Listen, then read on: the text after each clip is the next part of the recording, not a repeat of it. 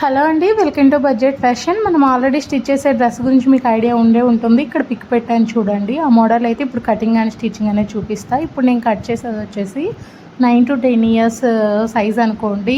According to మీరు మీ పిల్లల size ప్రకారం కట్ చేసుకుంటే సరిపోతుంది. ఎక్కడెక్కడ చేంజెస్ చేయాలో నేను చెప్తాను.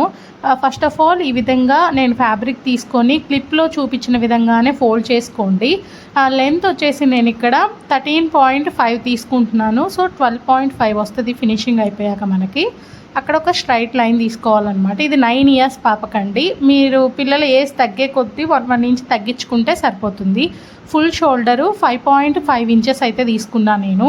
అండ్ ఇక్కడ కూడా 5 ఇంచెసే తీసుకుంటున్నా, ఎందుకంటే మనం స్లీవ్లెస్ పెడుతున్నాము అందుకని.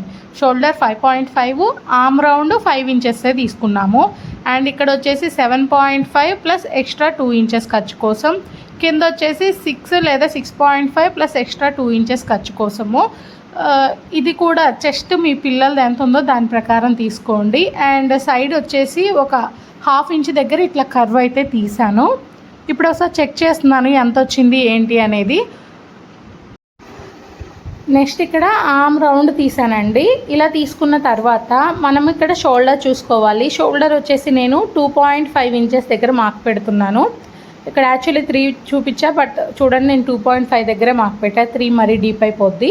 అండ్ 5 ఇంచెస్ నేను నెక్ ఫ్రంట్ బ్యాక్ రెండు సేమ్ అనమాట. ఈ మోడల్లో మనం తీసుకుంటుంది 2.5 ఇంచెస్ ఏమో విడ్త్, లెంత్ వచ్చేసి 5 ఇంచెస్ గుర్తుపెట్టుకోండి. ఇక్కడ షోల్డర్ 3 ఇంచెస్ వచ్చింది కదా, ఆ 3 ఇంచెస్కి ఎగ్జాక్ట్గా మిడిల్లో ఒక లైన్ డ్రా చేసుకోండి. ఇది ఇక్కడ నేను జాగ్రత్తగా గమనించమని చెప్తున్నాను, ఎందుకంటే కొంచెం కన్ఫ్యూజ్ అయ్యే ఛాన్సెస్ ఉన్నాయి.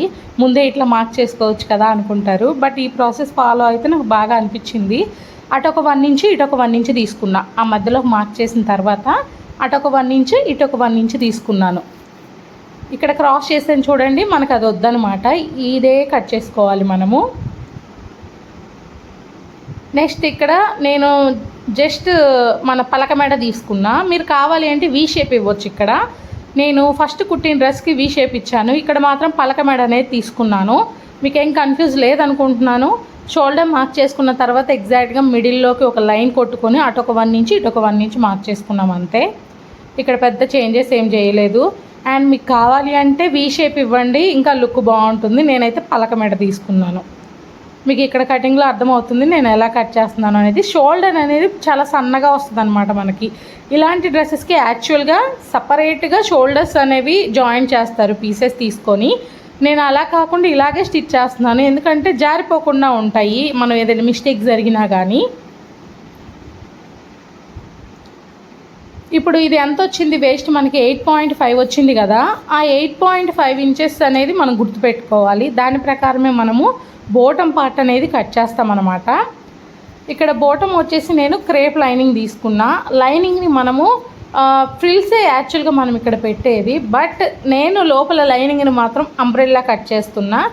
లైనింగ్ వచ్చేసి మీరు 2.5 మీటర్స్ తీసుకుంటే మీకు టాప్ పార్ట్కి అండ్ బాటమ్కి సరిపోతుందండి. నేను యాక్చువల్లీ ఇది వేరే వాళ్ళ కోసం తీసుకున్నా కదా, లైనింగ్ కూడా 3 మీటర్స్ తీసుకున్నట్లున్నాను నేను. 3.5 సంథింగ్ మొత్తం వేసి కట్ చేస్తున్నాను నేనైతే.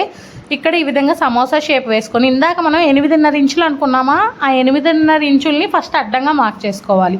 అలా మార్క్ చేసుకున్న తర్వాత ఆ మూల మీద నుంచి ఎంత వచ్చింది అనేది చూసుకొని, సపోజ్ 10 ఇంచెస్ వస్తే ఆ 10 ఇంచెస్ కర్వ్ లాగా మార్క్ చేస్తామన్నమాట. ఆ మార్క్ చేసుకున్న తర్వాత మళ్ళీ దాన్ని ఒకసారి చెక్ చేసుకోవాలి. మనకు కావాల్సిన 8.5 ఇంచులు వచ్చిందా ఎక్కువ వచ్చిందా. 8.5 ఇంచులు అంటే మనకి 7.5 ఇంచులు తీసుకుంటే సరిపోతుందండి వేస్ట్. ఎందుకంటే ఇది క్రాస్ కటింగ్ కదా, అంబ్రెల్లా అనేది మనకి కుట్టే కొద్దీ వెడల్పు ఇట్లా సాగుతున్నట్లు వస్తుంది అనమాట ఫ్యాబ్రిక్. కాబట్టి 8.5 అంటే మీరు 7.5 తీసుకున్నా సరిపోతుంది. అండ్ నెక్స్ట్ మనకి ఎంత లెంత్ కావాలి అనేది మార్క్ చేసుకొని కట్ చేసుకోవాలి. ఇక్కడ నేను ఒక మిస్టేక్ చేశాను. మనము ఫ్రాక్కి కింద ఫ్రిల్ యాడ్ చేశాం కదా, ఆ మెజర్మెంట్లో మర్చిపోయి నేను లైనింగ్ కూడా కొంచెం లెంత్ తగ్గించి అయితే కట్ చేశాను అనమాట. తర్వాత నేను మళ్ళీ అటాచ్ చేసుకున్నాను. మీకు ఎంత లెంత్ కావాలో అంత లెంత్ మీరు కట్ చేసేసుకోండి. ఇది మిగిలిన ఫ్యాబ్రిక్ కదా మనకి, దాంట్లో టాప్ పార్ట్ని అయితే కట్ చేస్తాము. దానికంటే ముందు మెయిన్ ఫ్యాబ్రిక్ ఇందాక మనము చెప్పాను కదా, లైనింగ్ వచ్చేసి క్రాస్ కటింగ్ చేస్తాము. మెయిన్ ఫ్యాబ్రిక్ వచ్చేసి ఇక్కడ నేను ఫ్రిల్స్ తీసుకుంటున్నాను. జస్ట్ ఫ్రిల్ లాగా పెడుతున్నాను. చిన్నపిల్లలు కదా, బాగా అందంగా ఉంటుంది. పెద్దవాళ్ళకైతే అంబ్రెల్లా కటింగ్ బాగుంటుంది. సో ఈ ఫ్యాబ్రిక్ వచ్చేసి నా దగ్గర 5 మీటర్స్ ఉంది. 5 మీటర్స్లో ఒక 1 మీటర్ కట్ చేసి రిమైనింగ్ 4 మీటర్స్ కూడా నేను ఫ్రిల్స్ అయితే పెట్టుకుంటున్నాను అనమాట, కొంచెం హెవీగా వస్తుందని. ఆ 4 మీటర్ ఫ్యాబ్రిక్ని మనకు ఎంతవరకు కంఫర్ట్ ఉందో అన్ని ఫోల్డ్స్ వేసుకొని ఈ విధంగా అరేంజ్ చేసుకోవాలి. ఇలాంటి ఫ్యాబ్రిక్స్ ఏంటంటే కొంచెం అంకల్ తింకలు తిరిగి ఉంటుంది అనమాట, మనకు స్ట్రైట్గా ఉండదు. అందుకని పైన కొంచెం ఎక్స్ట్రా ఫ్యాబ్రిక్ని కట్ చేశాను. ఇలా కట్ చేసుకున్న తర్వాత మనకి బాటమ్ లెంత్ ఎంత కావాలో దాంట్లో ఒక 10 ఇంచెస్ అనేది తగ్గించి ఇక్కడ మార్క్ చేసుకోవాలండి. ఎందుకంటే నేను కింద ఫ్రిల్స్ అటాచ్ చేస్తున్నాను కదా, ఆ ఫ్రిల్స్ లెంత్ వచ్చేసి నేను 10 ఇంచెస్ తీసుకుంటున్నాను అనమాట. అండ్ ఇక్కడ కింద మిగిలింది కదా, ఈ మిగిలిన దాంట్లో మన ఫ్రంట్ పార్ట్, బ్యాక్ పార్ట్, అలాగే బ్యాక్ సైడ్ నాట్స్కి, అలాగే ఫ్రంట్ డిజైన్కి మొత్తానికి ఆ కింద మిగిలిన ఫ్యాబ్రిక్కే సరిపోయిద్ది మనకి. నెక్స్ట్ వచ్చేసి మన కింద ఫ్రిల్స్ పెట్టడానికి నేను ఈ గ్లాస్ ఆర్గంజా ఫ్యాబ్రిక్ అయితే తీసుకున్నా. ఈ ఫ్యాబ్రిక్ వచ్చేసి 2 మీటర్సే తీసుకున్నానండి. మనం 4 మీటర్స్ కదా పన్నా తీసుకుంటుంది, దానికి 2 మీటర్స్ని నేను 4 లేయర్స్గా కట్ చేస్తాను అనమాట. ఈచ్ లేయర్ 11 ఇంచెస్ వచ్చేలాగా కట్ చేసుకుంటున్నాను. సారీ, ఆ క్లిప్ అయితే మిస్ అయింది. ఈచ్ లేయర్ మనం 11 ఇంచెస్ తీసుకుంటే మనకు ఖర్చు పోయేసరికి 10 ఇంచెస్ అయితే వచ్చిద్ది అనమాట. ఇప్పుడు మనకి అంబ్రిల్లా అవి కట్ చేయగా మిగిలిన ఫ్యాబ్రిక్స్ ఉన్నాయి కదా, వాటిల్లో నుంచి ఫ్రంట్ పార్ట్, బ్యాక్ పార్ట్ అవైతే మనము కట్ చేసుకోవాలన్నమాట. దానికోసం ఈ విధంగా ఫ్యాబ్రిక్ని ఉన్న దాంట్లో నేను కొంచెం అడ్జస్ట్ చేసుకుంటా కటింగ్ అయితే చేస్తున్నానండి. అండ్ నేను ఇక్కడ లెంత్ అనేది మిస్ చేశాను అని చెప్పాను కదా, ఆ లైనింగ్కి లెంత్ కూడా ఇక్కడ ఎక్స్ట్రా మళ్ళీ పీస్ అయితే కట్ చేశాను అనమాట. ఈ క్లిప్ కూడా ఎందుకు పెట్టాను అంటే మీరు కన్ఫ్యూజ్ అవ్వద్దు. నాలాగే ఎవరికైనా మిస్టేక్ జరిగితే దాన్ని ఎలా సెర్చ్ చేసుకోవాలి అనే దానికోసం ఆ క్లిప్ కూడా అయితే ఇక్కడ మెన్షన్ చేశాను. నెక్స్ట్ వచ్చేసి చూసారు కదా, ఇట్లా కట్ చేసుకోవాలి లైనింగ్ ఫ్యాబ్రిక్, అలాగే మెయిన్ ఫ్యాబ్రిక్ కూడా కట్ చేసుకోవాలి. మనం ఇక్కడ డబల్ లైనింగ్ అనేది ఖచ్చితంగా యాడ్ చేసుకోవాలండి ఇలాంటి ఫ్యాబ్రిక్స్కి. ఇందాక మనకి బాటంలో మిగిలిన ఫ్యాబ్రిక్ ఉంది కదా, దాంట్లోనే కట్ చేస్తున్నాను అనమాట. వీటికేం మనం మెజర్మెంట్స్ ప్రకారం కట్ చేయనక్కర్లేదు, నార్మల్గా కట్ చేసుకుంటే సరిపోతుంది. ఎందుకంటే ఆల్రెడీ మన దగ్గర కాటన్ అనేది కరెక్ట్గా కట్ చేసి పెట్టుకున్నాం కాబట్టి. ఇంతే, మనకి కటింగ్ అయితే అయిపోయిందండి. నెక్స్ట్ స్టిచ్చింగ్లోకి వెళ్దాము.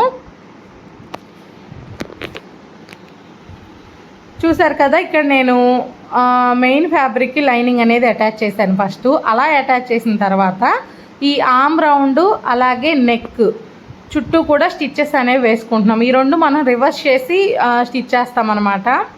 సింపుల్గా ఉంటుంది. ఎలాగో మనకి డబల్ లైనింగ్ కాబట్టి బాగుంటుంది. ఒకవేళ మీరు సింగిల్ లైనింగ్ యూజ్ చేసేటట్లయితే మీరు బక్రమ్ షీట్ యూజ్ చేసుకున్నా లేదైనా సపరేట్గా నెక్ ఫినిషింగ్ ఇచ్చినా బాగుంటుందన్నమాట.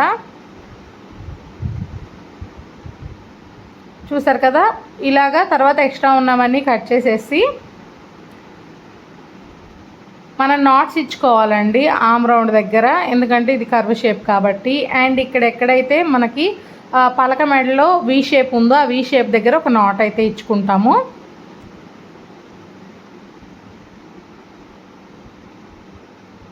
ఇది కొంచెం స్లోగా జరిగింది ప్రాసెస్, ఎందుకంటే దీనికి అంతా జెర్కిన్ స్టోన్స్ ఉన్నాయి కదా, అది కొంచెం స్పీడ్గా తొక్కేస్తే నీడిల్ పాడైపోతుంది లేదా దారం దిగిపోతుంది. కొంచెం నిదానంగా అయితే కొట్టాల్సి వచ్చింది. ఇక్కడ మనకి చెప్పాను కదా, షోల్డర్ చాలా సన్నగా వస్తుందని మనం వేలుతో రివర్స్ చేయలేము. మీ దగ్గర ఉన్న ఏదో ఒక టూల్ యూజ్ చేసుకొని ఇలా రివర్స్ చేయండి. రివర్స్ చేసిన తర్వాత టాప్ పైన మనమంతా ఒక స్టిచ్ వేసుకోవాలి, చుట్టూ కూడా ఒక స్టిచ్ వేసుకోవాలి. అలాగే ఇక్కడ బ్యాక్ పార్ట్ చూడండి, బ్యాక్ పార్ట్కి వచ్చేసి మనము ఇక్కడ ఎంతైతే ఎక్స్ట్రా తీసుకున్నామో జిప్ కోసం ఆ ఎక్స్ట్రా మొత్తం కట్ చేస్తున్నాను. ఇక్కడ వచ్చేసి నార్మల్ జిప్ నేను స్టిచ్ చేద్దామని ఇలాగ తీసుకున్నానండి. మీకు అర్థమైంది కదా, బ్యాక్ సైడ్ మనం తీసుకున్న ఎక్స్ట్రా మొత్తం కూడా ఖర్చులాగా స్టిచ్చింగ్ అయితే చేసేసాము. మీకు అర్థమవుతుంది అనుకుంటున్నాను నేను. దీన్ని కూడా మనం రివర్స్ చేసుకోవాలి. బ్యాక్ సైడ్ మీరు కావాలంటే ఉక్సుల పట్టి, కాజాల పట్టికి కూడా సేమ్ ఇదే ప్రాసెస్ ఫాలో అవ్వచ్చు. ఇది ఫ్రంట్ పార్ట్ చూసారు కదా, రెడీ అయిపోయింది. నెక్స్ట్ బ్యాక్ పార్ట్ కూడా రెడీ చేసుకున్నాను. ఈ సెంటర్లో నేనేం స్టిచ్ వేయలేదండి, ఎందుకంటే అక్కడ జిప్ అటాచ్ చేయాలి కదా. తర్వాత ఇట్లా ఫ్రంట్ సైడ్ ఫస్ట్ అటాచ్ చేసుకుందాము. మీకు చెప్పాను కదా, ఈ డిజైన్లో మ్యాక్సిమం సపరేట్గా స్ట్రిప్ అయితే అటాచ్ చేస్తారు, బట్ షోల్డర్స్ చాలా జారిపోతున్నాయి. ఆ మోడల్లో నేను ఆల్రెడీ ట్రై చేశాను. మనం ఎంత కరెక్ట్గా తీసుకున్నా కానీ జారిపోతున్నాయి. ఈ మోడల్ అయితే అంటే కొంతమందికి స్టిచ్చింగ్ సరిగ్గా రాకపోయినా కానీ మళ్ళీ దాన్ని సరి చేసుకొని ఇబ్బంది పడే కంటే ఈ మోడల్ ట్రై చేసినా కానీ బాగుంటుంది అనిపించింది నాకు. ఈ విధంగా స్టిచ్చెస్ అయితే వేసేసుకోవాలి. చూసారు కదా, ఈ విధంగా వచ్చింది మనకి షోల్డర్. ఈ ఎక్స్ట్రా వచ్చింది లోపల ఖర్చు ఏదైతే ఉందో దాన్ని కూడా బ్యాక్ సైడ్కి అనేసి ఇట్లా స్టిచ్ అయితే వేసుకున్న పైన ఇంకా మనకి చూడడానికి ఈ విధంగా ఉంటుంది.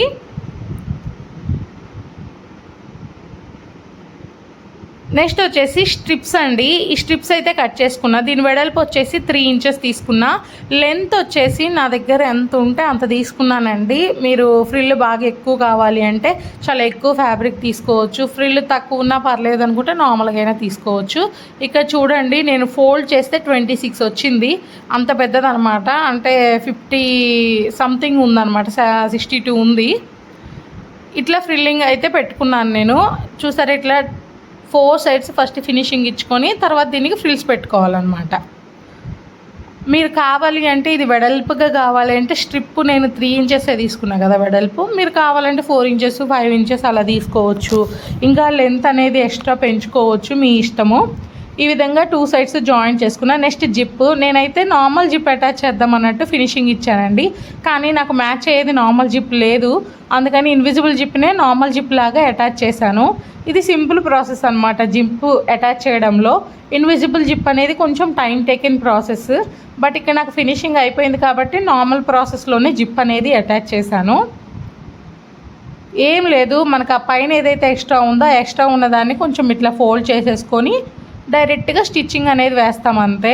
చాలా సింపుల్ జిప్ వేయడం. మీరు ఉక్సులు కాజాలు ఇవన్నీ కుట్టడానికి బాగా టైం టేకెన్ కదా. ఇదైతే సింపుల్ ప్రాసెస్ అనమాట. నార్మల్ జిప్ తీసుకొని మీరు ట్రై చేయొచ్చు. చూసారు కదా. నెక్స్ట్ వచ్చేసి కింద ఒక స్టిచ్ అనేది వేసేసుకోవాలి. ఎక్స్ట్రా ఉన్నదాన్ని కట్ చేసేసుకోవాలన్నమాట. మనకి టాప్ పార్ట్ అయితే రెడీ అయిపోయింది. దీనికి ఎగ్జాక్ట్గా సెంటర్లో మార్క్ పెట్టుకొని టక్స్లు పెట్టుకోవాలి కదండి. దానికోసం ఇట్లా ఖర్చు ఎంత అయితే ఉందో మనకి ఆ ఖర్చును వదిలేసి ఇట్లా మార్క్స్ అయితే పెట్టుకోవాలి. లెంత్ వచ్చేసి నేను బరాబరా స్టిచ్ చేస్తున్నాను అనుకోవద్దు. 4 ఇంచెస్ లేదా 3.5 ఇంచెస్ మనం తీసుకున్న టాప్ పార్ట్ని బట్టి దాని యొక్క లెంత్ అనేది డిపెండ్ అయి ఉంటుందండి. నేనైతే 4 ఇంచెస్ ఇక్కడ ఇట్లా పెట్టుకున్నా అనమాట టక్స్లు. నేను 1 సైడే పెడుతున్నా, బ్యాక్ సైడ్ అయితే పెట్టట్లేదు. నెక్స్ట్ వచ్చేసి ఇక్కడ జాయింట్ చేయాలి కదా. దానికంటే ముందు మనము కింద ఫ్రిల్స్ అటాచ్ చేసుకోవాలి కదండి.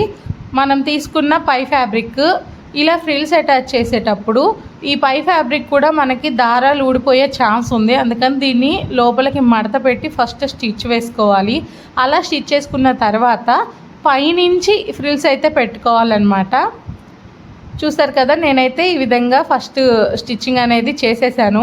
తర్వాత దీనికి 2 సైడ్స్ కూడా మనము స్టిచ్చింగ్ చేసుకోవాలి బాటమ్ ఫ్యాబ్రిక్కి. తర్వాత ఇట్లా పైనుంచి పెడుతున్నాను నేను ఫ్రిల్స్, లోపల పెట్టట్లేదు. డైరెక్ట్గా ఫ్యాబ్రిక్ పైన పెడుతున్నా ఫ్రిల్స్. ఈ ప్రాసెస్లో మీకు ఎక్కడ దారాలు ఊడిపోకుండా నీట్గా ఉంటుంది డ్రెస్. మీరు కింద ఫినిషింగ్ ఇవ్వకుండా ఇట్లా ఫ్రిల్స్ పెట్టినా కానీ ఇలాంటి ఫ్యాబ్రిక్స్ ఏంటంటే దారాలు లేసి వస్తూ ఉంటాయి. సో ఇదిగో నేను ఫ్రిల్స్ అయితే మొత్తం పెట్టేశాను. నెక్స్ట్ వచ్చేసి ఇప్పుడు మనం మళ్ళీ ఇక్కడ కుర్చీలు పెట్టుకోవాలి. ఇది కొంచెం 4 మీటర్స్ తీసుకున్నాం కదా మనము. కుర్చీలు అనేది ఒకదాని మీదకి ఒకటి వచ్చేలాగా పెట్టుకోవాలండి. ఎందుకంటే ఫ్యాబ్రిక్ ఎక్కువగా ఉంది, పక్క పక్కనే పెట్టుకుంటే మనకు ఫ్యాబ్రిక్ ఎక్కువైపోతుంది. అందుకని ఒక కుర్చీ మీదకి ఇంకొక కుర్చీ వచ్చేలాగా ఇలాగ పెట్టుకోవాలి. అండ్ కుర్చీలన్నీ ఒకేలాగా వచ్చేలాగా పెట్టుకోండి. ఇది ఎలా తెలుస్తుందండి మనకి అంటే ఇంకా అది మనం చూసుకొని పెట్టుకోవాలన్నమాట. ఇవన్నీ మెజర్ చేసుకొని స్టిచ్ చేయాలంటే చాలా టైం టేకెన్. అందుకని చెప్పేసి మీరే కొంచెం అడ్జస్ట్ చేసుకుంటూ స్టిచ్ వేసుకుంటే సరిపోతుంది. మనకు ఐడియా వస్తుంది ఎప్పుడు కుట్టే వాళ్ళకైతే ఎంత ఫ్రిల్ పెట్టుకుంటే ఎంత ఫ్యాబ్రిక్కి సరిపోతుంది అనేది. నెక్స్ట్ వచ్చేసి దీన్ని నేను అటాచ్ చేస్తున్నా టాప్ పార్ట్కి. నేను ఎప్పుడు ఫాలో అయ్యేది ఒకటేనండి. నేను తెలుసుకున్న దగ్గర నుంచి ఫస్ట్ టాప్ ఫ్యాబ్రిక్ అనేది అటాచ్ చేస్తాను. తర్వాత బాటమ్ ఫ్యాబ్రిక్ బ్యాక్ సైడ్ నుంచి అటాచ్ చేస్తాను. అప్పుడు మనకి బ్యాక్ సైడ్ కూడా చాలా నీట్గా ఉంటుంది ఫినిషింగ్ అనేది. చూసారు కదా, ఫ్రంట్ వచ్చేసి ఈ విధంగా వచ్చింది. నెక్స్ట్ ఇప్పుడు లైనింగ్ అటాచ్ చేయాలి. దానికోసం దీన్ని ఈ విధంగా పెట్టేసుకొని లైనింగ్ మనం అంబ్రెల్లా కట్ చేసుకున్నాం కదా, ఖచ్చితంగా ఎక్స్ట్రా వచ్చిద్దండి.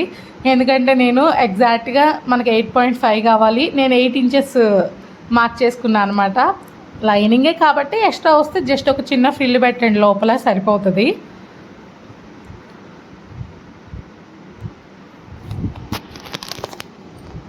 క్రాస్ కట్ చేసాం కాబట్టి అది సాగుద్ది అనమాట. అందులోనూ క్రేప్ ఫ్యాబ్రిక్ కదా, ఇంకా కొంచెం సాగుతుంది.